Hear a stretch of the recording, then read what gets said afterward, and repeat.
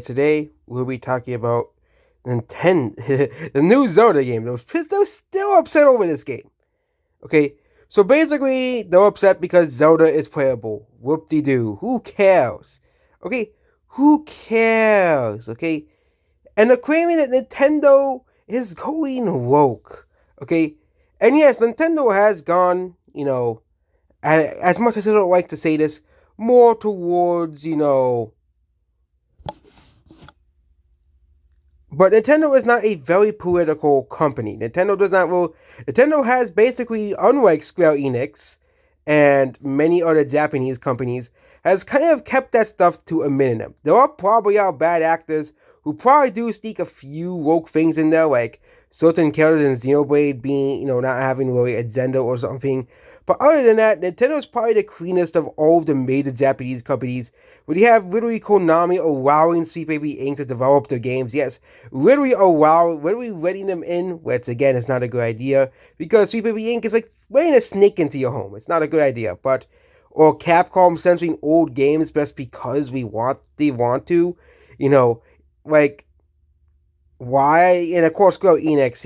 We have a whole thing about Square Enix and their bullshit throughout the past couple of years. But Nintendo has mostly kept to just making games that people enjoy. There was nothing wrong with that Pete's game.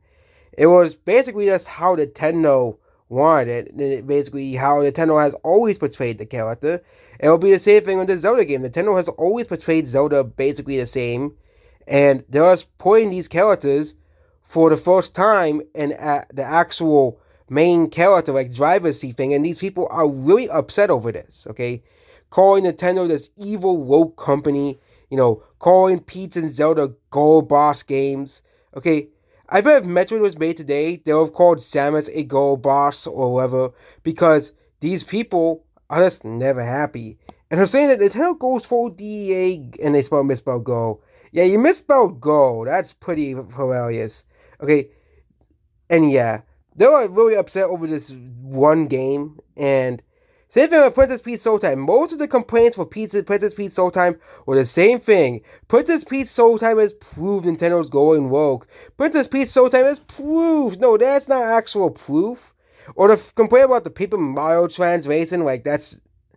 Nor did they quiet down about that because most of them realized that it was the same thing across all of the international versions of the game. Only the English version was altered and censored.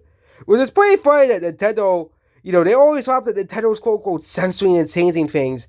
But it's really only Nintendo of America that changes things because some reason. For example, them removing stuff out of Tom Life and Fire Emblem because, this USA is a much more sensitive country than Japan, and blah blah. And I don't understand why Nintendo America does that kind of stuff. Like, why don't you just keep the game as it is? Like, but Nintendo of Japan are the ones making these games. They don't give a crap about your opinion. They want Princess Peach and Zelda to be more playable rules because they realize, hey, women play video games too, not just men.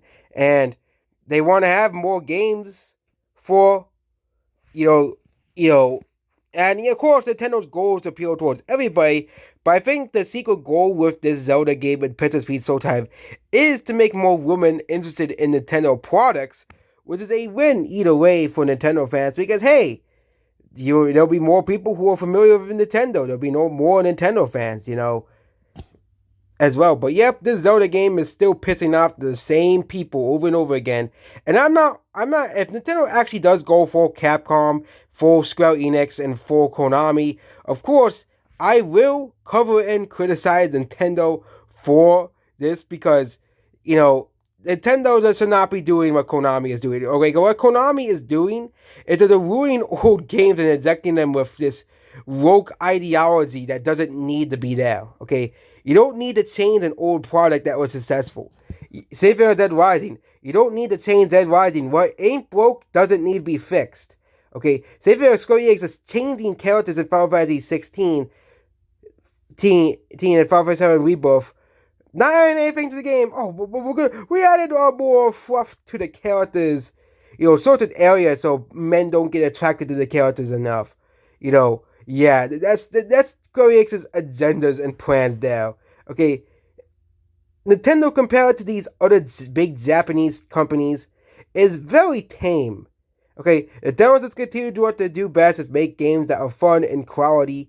And of course, if Nintendo pulls, a full Konami, if we get to that point, then yes, I'll actually start agreeing with these people. But as of now, I think these people are in the wrong and they'll just really complain about the Zelda game because them basically portraying Zelda how they portray it in the games. Goodbye.